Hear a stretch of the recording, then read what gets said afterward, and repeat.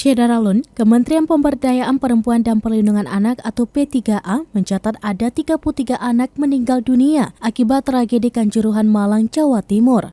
Tragedi mematikan itu terjadi seusai laga antara Arema FC melawan Persebaya Surabaya di Stadion Kanjuruhan Malang, Jawa Timur pada Sabtu 1 Oktober 2022. 100 lebih korban meninggal dunia akibat kericuhan dan sebagian besar telah mendapatkan pertolongan medis. Data terkini korban meninggal yang masuk kategori anak-anak mencapai 33 orang. Mereka berusia antara 4 hingga 17 tahun. Hal ini disampaikan oleh Deputi Perlindungan Khusus Anak Kementerian P3A Nahar. Ia menyebutkan 33 anak meninggal dunia, terdiri atas 8 anak perempuan dan 25 anak laki-laki.